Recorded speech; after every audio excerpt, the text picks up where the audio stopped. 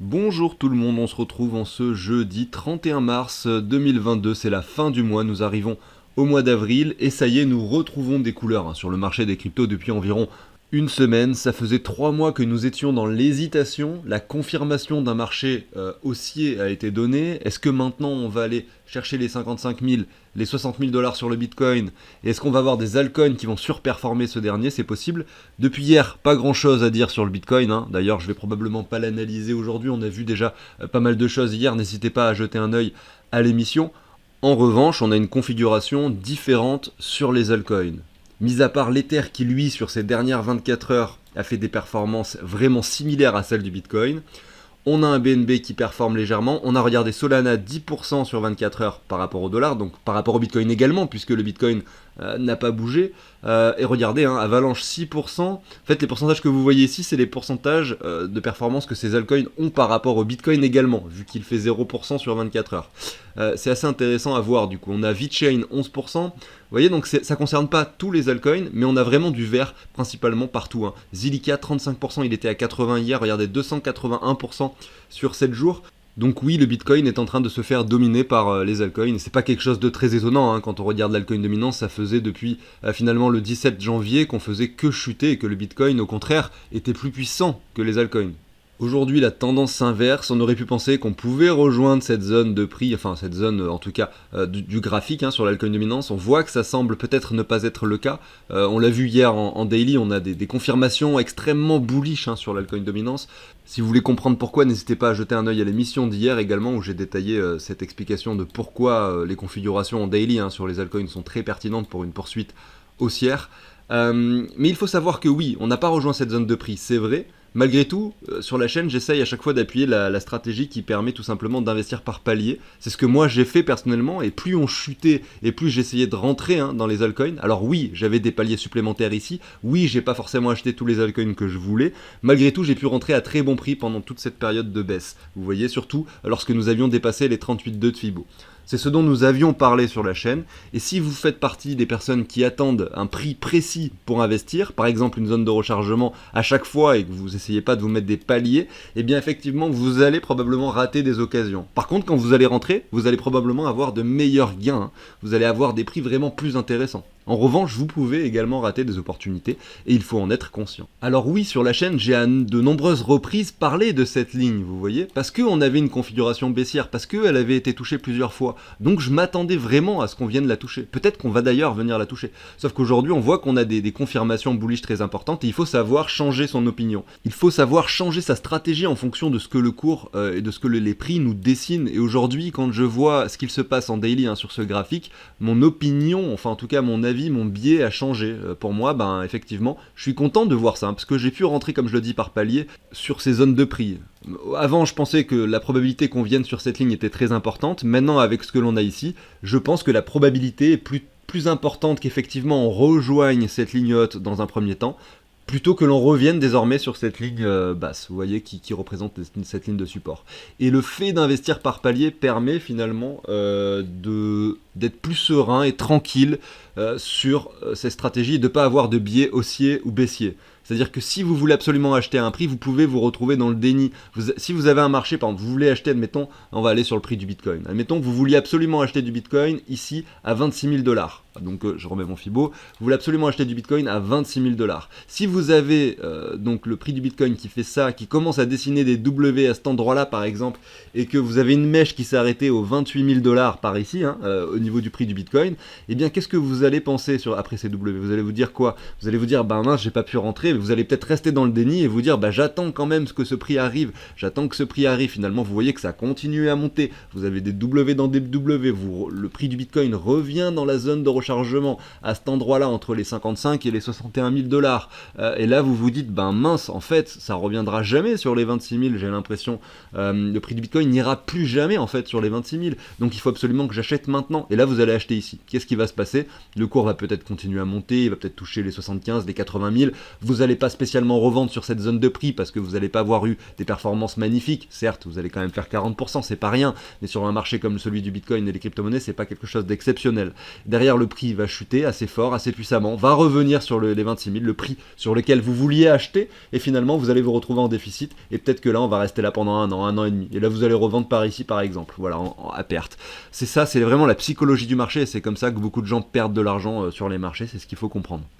Alors là, je l'ai très très mal dessiné au niveau de la temporalité, parce que c'est-à-dire que là, vous voyez un petit peu la temporalité des vagues, parce que j'ai écrasé le graphique, et là, vous voyez que je suis beaucoup plus large, donc il y a un problème de temporalité. Si vraiment ce scénario que j'ai dessiné à l'écran se produit, c'est vraiment, on va dire, le scénario numéro 1 que j'envisage, je pourrais éventuellement changer d'avis, c'est-à-dire que si on vient dans cette zone de rechargement et qu'on dessine un M, à cet endroit-là, qu'on confirme le M, je dirais, bah voilà, là on entre dans le marché baissier, donc en fonction de ce qui se passera, mes billets changeront. En tout cas, pour l'instant, c'est à peu près la vision que j'ai du prix du Bitcoin. Qu'on viendrait chercher cette zone, là je ne l'ai pas dessiné correctement, mais plutôt qu'on viendrait chercher cette zone entre les 85 et 90 000 dollars. On peut avoir une mèche, pourquoi pas, hein, sur une mèche weekly, j'envisage pourquoi pas une mèche sur les 100 000 dollars, voilà, quelque chose qui viendrait chercher le chiffre psychologique que l'on connaît bien. Ici, au niveau de la temporalité, on n'était pas bon, donc si je dois vous redessiner ça avec une bonne temporalité, j'imagine que voilà, donc là on est avril, mai, alors vous imaginez des vagues, hein. Moi je dessine des traits droits, parce qu'en même temps je regarde en bas, c'est pas évident pour moi, juin, voilà, j'imagine qu'on arrive ici entre le mois de mai et le mois de juin, donc dans cette période de temps, grosso modo. Derrière, j'imagine qu'effectivement, on retrouve un marché bearish, jusqu'en 2024. Donc ça risque d'être assez violent assez rapidement, avec un retour peut-être fin 2022, début 2023 vers les 20 000 dollars. Alors plutôt entre 30 et 20 000, hein, ça serait dur d'imaginer un prix exact, mais on essaye ici de spéculer, hein, voilà, sur l'avenir du Bitcoin. Et derrière, bah, qu'est-ce qui pourrait se passer? J'envisagerais pourquoi pas ici une stabilisation, peut-être des points hauts comme ceci, avec des points bas, peut-être voilà, une latéralisation des W qui se forment jusqu'à 2024, et derrière, à partir de juin 2024, juillet 2024, pourquoi pas un nouveau cycle qui s'entame. Pourquoi? Parce que le halving sur le Bitcoin aura lieu probablement, hein, entre le mois de février et le mois de mai 2024, donc par ici. C'est tous les 210 000 blocs, on ne sait pas exactement quand ça va tomber, hein, mais ça sera pendant cette période. Voilà, donc ça c'est là c'est vraiment, on va dire, ce sur quoi je spécule, hein, sur le prix du Bitcoin. On verra dans 2 ans si j'avais raison, mais en même temps on n'a pas forcément besoin d'avoir raison ou tort, on fait juste des prédictions, on est sûr de rien de ce qui pourrait se passer en fonction du contexte géopolitique. Peut-être que le Bitcoin ne fera pas du tout la même chose et va pas se comporter de la même façon, donc c'est très difficile. Malgré tout, c'est ce sur quoi je spécule. Si je regarde le prix du Bitcoin depuis sa création, on a ici les lignes violettes qui représentent les halvings, et on constate qu'on a ce marché baissier, le halving, et ensuite le nouveau cycle avec le nouveau sommet. La même chose ici en 2015, le halving, et ensuite le nouveau sommet. La même chose en 2018, bref, le halving, le nouveau sommet qu'on a connu, qui peut-être n'est pas le sommet, on va voir ça dans les mois qui viennent. Et derrière, pourquoi pas imaginer un marché baissier, un marché qui se compresse de plus en plus, qui est de moins en moins volatile, qui retourne, donc là je l'ai mal dessiné sur les 20-30 000 dollars, le halving en 2024, derrière, pourquoi pas un nouveau sommet à nouveau. Voilà. Donc c'est pour ça que je spécule là-dessus, c'est parce que je reprends les données historiques et j'essaye d'imaginer ce qui pourrait se passer à l'avenir, tout en sachant que le marché fera bien ce qu'il veut de toute façon. Et on va probablement changer de biais en fonction, hein, des confirmations baissières ou des confirmations haussières qui se déclencheront au fur et à mesure sur le prix du Bitcoin. Donc si vous voulez suivre avec moi ce qui va se passer sur ce marché et que ça vous intéresse, pensez à vous abonner, à liker, parce qu'en 2024 je serai toujours là pour produire des émissions et pour vous parler du marché, même si on entre dans une phase baissière qui ramène le Bitcoin sur les 20 000 dollars, que je n'ai quasiment plus de vues sur la chaîne parce qu'il y a un désintérêt total sur les cryptos, eh bien je vais essayer de capter le plus de personnes possible pour essayer de faire en sorte que le plus de personnes possible puissent venir sur le marché investir sur le meilleur moment, même si c'est généralement les moments où il y a le moins de vues. Regardez, hein, là lorsque le Bitcoin était entre les 30 000 et les 40 000 dollars très récemment, eh bien c'était le moment où j'avais le moins de vues sur la chaîne, où il y avait un désintérêt total sur les crypto-monnaies. J'essaye de capter de l'audience, mais c'est pas facile. Peut-être que lorsque le marché redeviendra très bearish, peut-être qu'un jour, hein, je me retrouverai avec 800 vues sur la chaîne, j'en sais rien, mais en tout cas ce qui est sûr c'est que ça m'empêchera pas de continuer et à produire du contenu au quotidien. Donc bien sûr n'hésitez pas à vous abonner. Allez, je vous passe l'introduction et on enchaîne directement avec les altcoins et la suite, notamment avec le portefeuille fictif qu'on a commencé ensemble au niveau d'une stratégie d'achat d'altcoins qu'on a commencé lundi. Vous allez découvrir tout ça si vous êtes nouveau également. Allez, à tout de suite.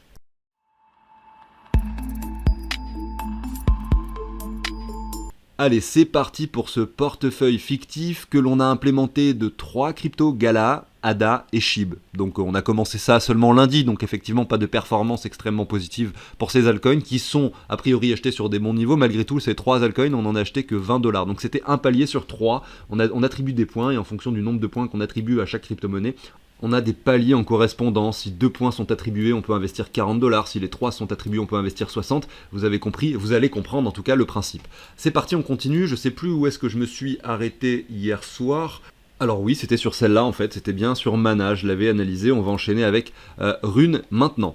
Alors, Rune, inutile de vous dire que là, le prix est trop élevé, hein, ça se voit instantanément, donc on va pas passer 3 heures sur cette crypto. On voit qu'on n'est pas dans la zone de rechargement, qu'on a touché les 85,4 certes, donc là oui, on avait en fait des opportunités extrêmement intéressantes pour investir sur Rune. Il y a quelques semaines, nous étions ici revenus dans la zone de rechargement, nous avions retouché les 85,4, donc là on aurait pu déjà attribuer 2 points, et derrière, est-ce que nous avons eu un W, une structure propre? Pas forcément, donc le point de la structure n'aurait peut-être pas été attribué, vous voyez, au niveau du troisième point, c'est la structure confirmée. Mais au moins, on aurait déjà pu, si on avait fait cette stratégie au préalable, investir 40$. Mais vous inquiétez pas, hein, il y a d'autres crypto-monnaies sur lesquelles c'est pourquoi pas encore intéressant.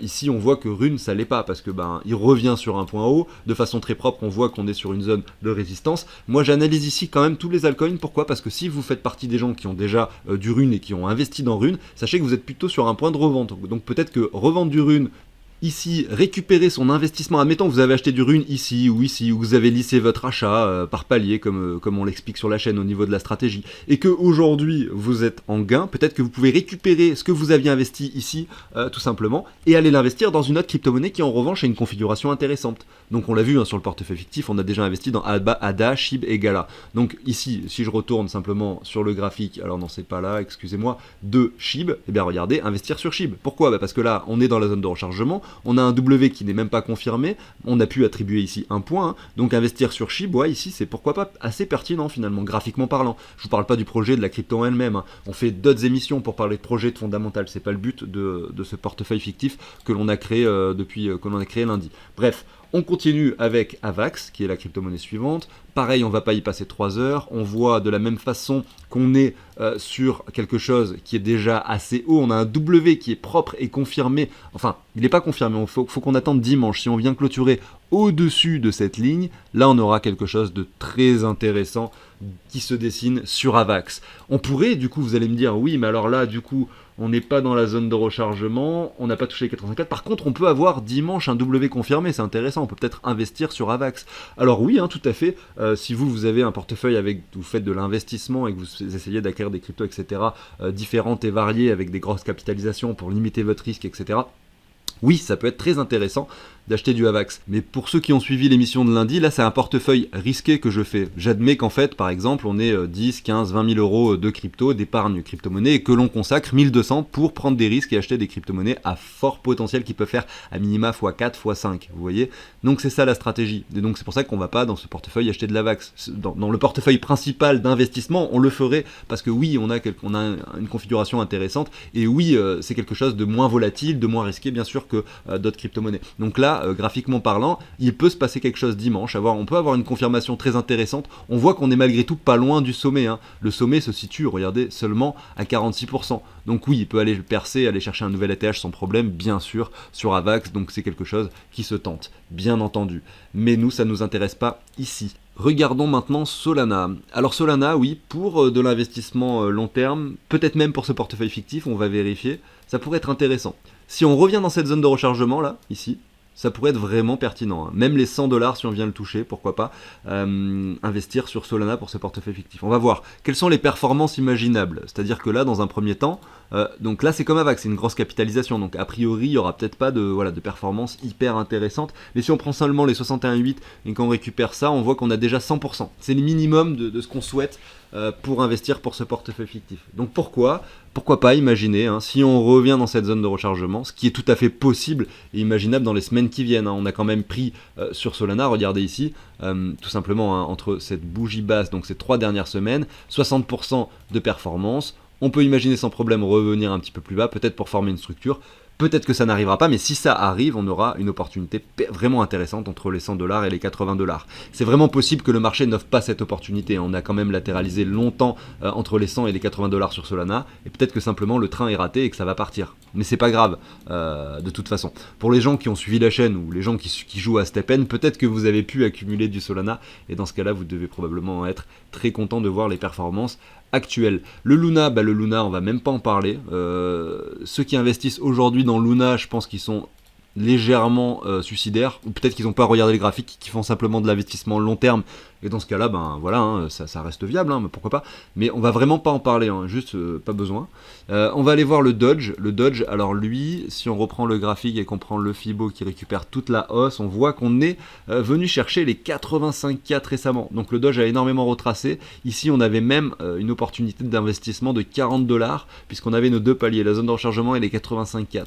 Après un retracement tel, on peut vraiment investir dans une crypto, c'est intéressant. Ça fait longtemps que plus personne parle des mêmes coins, donc c'est pour ça qu'on a ajouté SHIB à ce portefeuille. Est-ce que le Doge, on va également l'intégrer? Vu qu'on va en intégrer pas mal et beaucoup des crypto-monnaies, ça me dérange pas d'intégrer un deuxième meme coin, même si c'est pas les cryptos que j'aime le plus. Donc ici c'est pas grave, on va quand même le faire, parce qu'on va faire ça de façon, on va dire, méthodologique, c'est-à-dire que oui, on est en dessous de la zone de rechargement. On l'a donc dépassé, on attribue un point pour la zone de rechargement sur le Doge aujourd'hui aux alentours des 14 centimes. La TH est aux alentours des 73 centimes. Si on récupère tout simplement toute cette hausse ici au niveau tout simplement de Doge, on voit que la zone de rechargement se situe par ici, de short.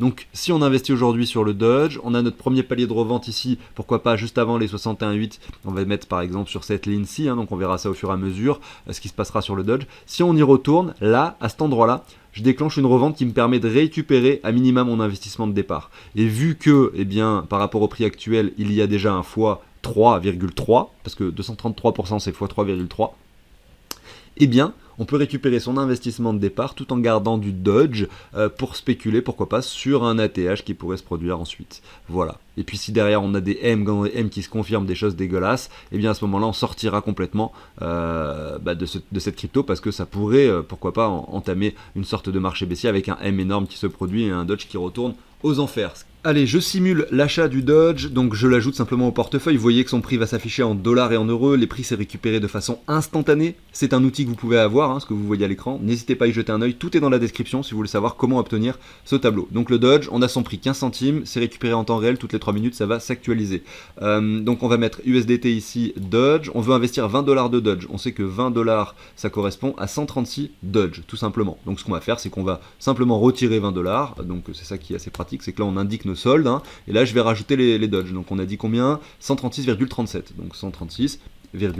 Voilà. J'ai donc simulé, j'ai mis un point d'interrogation. J'ai donc simulé mon achat, et voilà, on a 20$ de Doge qui ont été investis. On a toujours un portefeuille similaire, simplement. On a simulé la transaction. On va continuer maintenant avec LRC. Par rapport au dollar, il est en train de performer LRC. Vous le voyez, mais malgré tout, on est encore très loin de l'ATH qui se trouve ici, qui avait été touché au mois de novembre, au 3,80$. On est simplement au 1,29$. Donc oui, il n'y a pas longtemps, on était aux 67 centimes. Oui, il vient faire de 100% de performance. Oui, c'est beaucoup. Mais le graphique nous indique qu'on est encore quand même loin du sommet et que le potentiel de hausse est très intéressant. Et ça, j'aime bien le voir sur les graphiques en général. Regardez le Fibo ici, nous sommes dans la zone de rechargement, nous avons touché les 85,4, donc dommage, si j'avais fait le portefeuille fictif il y a quelques semaines, ça aurait été mieux pour la plupart des cryptos. Mais c'est pas grave, ça m'a pas empêché de faire des émissions et de vous parler de crypto-monnaies, celles qui étaient à potentiel, et tout ça. C'est juste que là je le matérialise directement sur un portefeuille fictif. Ce qui est intéressant à voir sur LRC, c'est que regardez ce qui s'était passé à cet endroit-là. On avait eu cette première vague haussière, une sorte de V-bottom, et là on a eu ce petit retour avant la confirmation d'un W. Alors c'est pour ça que des fois j'aime bien prendre les clôtures des corps de chandelle pour regarder les W. C'est que ici, finalement, la clôture de cet endroit-là, si on prend là, finalement ce point-là pour dire qu'on confirme le W, là on avait déjà la confirmation. Donc l'achat était pertinent, regardez la bougie d'après finalement. Alors que si on prend ce niveau-là pour dessiner notre W, et bien là malheureusement, vous auriez manqué l'opportunité parce que la clôture aurait été ici, vous attendez la clôture, et vous voyez que après une telle performance, c'est pas pertinent d'investir après 158%. Certes, on a cette bougie qui se produit par la suite, mais on sait que le risque était très important parce que là, à cet endroit-là, vous risquez de vous prendre un dump. On a des pump and dump qui retracent la même bougie la semaine d'après, c'est possible. Vous auriez pu vous prendre un moins 60% ici sur le LRC également. Donc ici, 1,47$, c'était pas forcément le niveau le plus pertinent pour investir. Si on revient sur le graphique actuel, effectivement, là on a un V-bottom, et justement, si on redessine quelque chose de similaire, vous voyez, on peut comparer ces bougies-là avec ces bougies-ci. Pourquoi pas imaginer un petit retour comme ceci, et à ce moment-là avoir une deuxième opportunité d'investissement lors de la confirmation d'un W, pour avoir par la suite quelque chose de similaire, parce qu'on a constaté avec le temps que l'RC aime bien avoir des bougies vertes très très puissantes, avec vraiment, c'est quand même impressionnant de voir que ici sur une semaine, il prend 160%, et si on reprend ce prix initial, et la bougie de la semaine d'après, on a 500% quasiment en l'espace de 2 semaines, c'est assez incroyable. Donc on suivra ça, comme je le disais, on est dans la zone de rechargement, on simule notre achat avec notre premier, là actuellement on est pile poil au milieu de la zone de rechargement, donc c'est parfait. On simule notre achat avec 20$, et derrière, si on a une structure qui se confirme, on mettra pourquoi pas 20$ supplémentaires sur LRC. Voilà, je viens de l'ajouter au portefeuille. Je termine juste par préciser que quand même, là, on a quand même une grosse performance. Ne soyez pas étonnés, si jamais vous achetez du LRC aujourd'hui, ne soyez vraiment pas étonnés de voir un moins 30% dans une semaine ou dans 2 semaines. Vous voyez? Parce que vous reprenez simplement cette hausse, vous mettez un Fibo, vous avez la zone de rechargement qui se situe là. C'est vraiment une zone de prix qui a de fortes chances d'être atteinte. Je dis pas que ça va être atteint, mais ça a de fortes chances. Donc grosso modo, si vous êtes quelqu'un qui aime bien investir par palier, un palier maintenant pourquoi pas, mais sachez que vous avez d'autres paliers à vous mettre beaucoup plus bas si jamais on devait atteindre des niveaux plus bas. Peut-être pas plus bas que ce niveau-là, on semble quand même venir percer ce sommet, donc peut-être faire quelque chose qui pourrait commencer à dessiner des W en weekly, donc voilà. Mais ce que je veux dire, c'est qu'il y a plusieurs types d'investisseurs, soit vous essayez d'investir par palier, soit vous vous mettez un ordre d'achat par exemple ici sur les 68, comme je le disais, aux alentours des 70-80 centimes, et vous attendez simplement qu'il soit touché, et s'il n'est pas touché, vous dites tant pis, c'est pas grave, je n'entre pas sur ce token. On va continuer avec Atom Cosmos, 30$ aujourd'hui. On observe ici que ces 3 dernières semaines, il a fait 16%. Donc par rapport à d'autres crypto-monnaies, c'est pas celle qui a le plus performé. C'est pas l'altcoin qui est en train de performer de façon énorme. On a cette ligne de tendance que j'ai dessinée, vous voyez, on s'en est servi de support à 2 reprises. Et là, c'est la 3e fois finalement qu'on s'en sert de support. Et là, il y a eu un excès baissier à ce niveau-là. Donc les excès baissiers, ça peut arriver. C'est quelque chose qui permet de faire peur et de faire sortir tout le monde. Malgré tout, quand on a des latéralisations qui s'installent avec des W qui se dessinent, notamment à cet endroit-là, vous voyez, là on a quelque chose qui indique pourquoi pas un retournement de tendance. Et on a eu pas mal de bougies vertes par la suite d'ailleurs. Ici, qu'est-ce qu'on a? Si on reprend le cours de Atom, on a un W également qui se dessine. Regardez, si j'enlève tout simplement les mèches, on observe clairement que ce W est déjà formé sur ce point de support. Donc oui, pour de l'investissement, on va dire, afin de diversifier son portefeuille global et de limiter son risque, tout simplement en allant dans les crypto-monnaies fortement capitalisées, je pense que c'est un très très bon choix, Atom.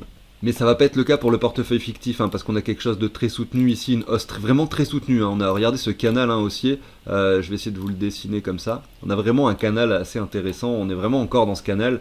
On n'a pas eu de 61,8, on n'a pas eu de zone de rechargement, vous voyez, on n'a rien eu en fait qui nous indique que voilà, sur la stratégie on peut investir sur Cosmos. Donc on va continuer directement avec Link. Link, c'est une configuration différente. Certes, c'est très capitalisé, mais la configuration est plus intéressante. Regardez, on reprend toute la hausse. Donc là, c'était le sommet du mois de mai 2021, 53$. Derrière, ça retrace. On vient chercher la zone de rechargement une fois. On remonte à nouveau. On se dit peut-être là, ça y est, il est peut-être reparti pour faire un nouveau sommet. Et non, en fait, finalement, on vient former quelque chose qui dessine même pas un double bottom, même pas un double bottom, mais encore un niveau plus bas, c'est-à-dire un niveau qui vient chercher à cet endroit-là, regardez les 11$ au niveau des 78,6. Je ne sais pas si vous voyez la pertinence de Fibonacci à cet endroit-là.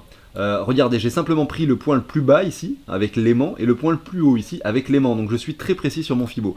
Je vais mettre cette ligne horizontale qui récupère cette ligne basse. Regardez, on était à 11,40$ et le Fibo indique 11,74$. J'adore voir ce genre de choses. En plus, regardez, si on se met sur les 61,8 de façon précise, regardez, hop, je vais essayer de le faire. On est quasiment sur les 61,8 ici. Regardez cette mèche, les touches de façon précise. Alors, on ne pouvait pas avoir cette ligne avant, parce que là, on a récupéré toute l'os, mais peu importe, on voit quand même que c'est précis ici, que c'est précis à cet endroit-là, qu'on a les 2 clôtures des corps de chandelle ici de façon très précise. On a cette mèche également. Le cours a travaillé dessus pendant cette période. On voit que c'est vraiment des niveaux pertinents de façon générale. Bref, petit aparté sur Fibo et pourquoi je l'utilise et pourquoi je le trouve pertinent. Non, je remets celui-là. Donc, ce que je voulais regarder, c'était donc sur Link, quelle est la performance envisagé. Donc si on achète maintenant, et qu'on revient dans la zone de rechargement, on a 125%. Si on revient au 61,8, on a 100%. Donc oui, c'est pertinent. Donc oui, on va investir 20$, puisque actuellement, on l'a vu, on est dans la zone de rechargement. Je remets le Fibo, voilà, la zone de rechargement se situe à cet endroit-là, on est dedans. Donc très pertinent pour moi d'investir dans le Link, malgré cette 3 semaines assez haussière, puisqu'on a vu sur le Link tout de même 39%. On peut avoir un W qui se dessine par la suite, on peut avoir un moins 10, moins 15% la semaine prochaine sur Link, ça va pas empêcher de faire cet investissement pour du moyen long terme, avec pourquoi pas essayer d'investir 20$ supplémentaires lorsque le W sera confirmé sur Link. Si bien sûr il se confirme un jour. Voilà, donc en off je l'ai ajouté le Link, ici on en a acheté 1,12, ça fait bien les 20$, on n'a plus que 1080$ à investir. Et on continue, je vais passer une dernière crypto, non je vais peut-être en passer deux, alors le Wave, inutile de vous dire qu'on va pas le passer en fait. Enfin on peut quand même l'analyser, parce que je disais tout à l'heure qu'en fait j'analyse toutes les crypto-monnaies, notamment pour les personnes qui en auraient dans le portefeuille, pour voir quels seraient les niveaux pertinents de revente. On va faire un travail très simple ici alors sur Wave, dans ce cas-là. On va mettre un Fibo de prolongation, pour les personnes qui en auraient, je fais cette année, moi j'en ai pas sur mon portefeuille personnel, je le dis. Ici on a touché les 123,6, donc oui, pour les personnes qui sont encore sur Wave, admettons, qui sont rentrés pendant cette baisse, ou même n'importe quand en fait pendant cette période, aujourd'hui, sachez que là, il y a des niveaux pertinents pour revendre. Vous aviez d'ailleurs les 123,6 au niveau des 57$, où sortir une grosse partie, notamment à minimal investissement de départ sur Waves, était très pertinent. Derrière, vous avez les 161,8, vous avez les 261,8, et vous avez regardé les 423,6. Donc Waves qui vient toucher les 180$, c'est possible. Mais avant qu'on vienne chercher ce niveau, il sera très intéressant de sortir une grosse partie de ces waves pour prendre ses profits. Parce qu'il ne faut pas chercher le diable, et il faut savoir qu'à un moment donné, quand on a des bougies vertes comme ça, un retracement va s'opérer. Évidemment que c'est pas le moment d'investir sur Waves, en tout cas graphiquement parlant, ça se voit dans les stratégies que moi j'emploie, c'est pas des niveaux qui me semblent pertinents. Voilà, on pourrait le faire, pourquoi pas, plus tard, si jamais on a quelque chose qui dessine, ceci, voilà, on pourra peut-être se mettre un Fibo, on pourra essayer d'observer ceci, voir si on vient pas chercher une zone de rechargement, peut-être même des 38,2 si on est pressé et qu'on veut spéculer sur une continuation haussière. Mais là, Wave, c'est pas le token sur lequel on va investir pour cette stratégie. Je continue avec AAVE et ça va être la dernière que je vais vous passer. J'ai galéré 3 minutes à trouver un graphique avec l'historique qui me convenait, je suis allé sur Polynex et enfin j'ai eu l'historique que je voulais, puisque là on était sur le prix des 30$ et j'ai regardé le graphique ici sur CoinGecko. Voilà, on avait les 30$ également, octobre 2020, donc voilà, là on a tout l'historique sur AVE, c'est une bonne chose, on va pouvoir se mettre notre Fibonacci, on va reprendre toute la hausse, vraiment de mèche à mèche, et on voit que la zone de rechargement a été dépassée, on a même quasiment touché les 85,4, mais on les a pas touchés en fait, finalement. En tout cas, pas si on prend les mèches, peut-être que si on se positionne comme ça, on les a touchés, mais on est en train de tricher, donc voilà, c'est pas forcément le but. Là, on est sur les 223$, on a eu ces 3 dernières semaines une performance extrêmement bullish de 100% sur AVE, puisqu'il valait seulement 113$ il y a pas très longtemps. Mais enfin bon, c'est pas grave, on va quand même investir parce qu'on est dans notre zone de rechargement, parce qu'on agit de façon méthodologique, et derrière, si on vient dessiner quelque chose qui nous forme un W, on aura notre deuxième palier, et on va spéculer sur quoi? Sur AVE, sur un retour à minima aux 479$. Ça peut prendre du temps, acheter 20$ de AVE maintenant, pourquoi pas, mais aller acheter vraiment, par exemple, 10% de son portefeuille parce qu'on veut absolument du AVE sur son portefeuille, là c'est vraiment du FOMO, il faut pas faire ça. Regardez, on va zoomer sur le graphique en daily. Voilà, on a quand même quelque chose qui établit une performance extrême. Si on reprend le Fibo comme ceci, vraiment le niveau pertinent pour faire de l'investissement vraiment plus intéressant sur AVE serait entre les 144 et les 161$, mais pas les 223 bien sûr. Ah oui, j'avais dit que je reprenais ça, on va voir quelles performances sont envisageables. 147%, c'est bon, on est ok, on va pouvoir ajouter à AVE à notre portefeuille fictif. Alors c'est parti, je vais le faire avec vous cette fois-ci. C'est la dernière crypto, donc je vais en acheter 0,0896. Donc 0,0896 et je vais enlever 20$ comme d'habitude, et voilà, ça y est, j'ai ajouté AVE dans le portefeuille. On a désormais 1, 2, 3, 4, 5, 6, 7 crypto-monnaies dans ce portefeuille fictif que l'on remplit depuis lundi. On va continuer à l'implémenter, je ne sais pas si je le ferai à chaque émission, mais au moins une fois ou 2 fois par semaine, effectivement je le ferai avec vous. Ça y est, on est sur la fin de l'émission. Merci à tous d'avoir regardé. Pensez à l'abonnement, au like si le contenu vous plaît. Je vous souhaite une excellente journée. Je vous dis à très bientôt. Salut tout le monde.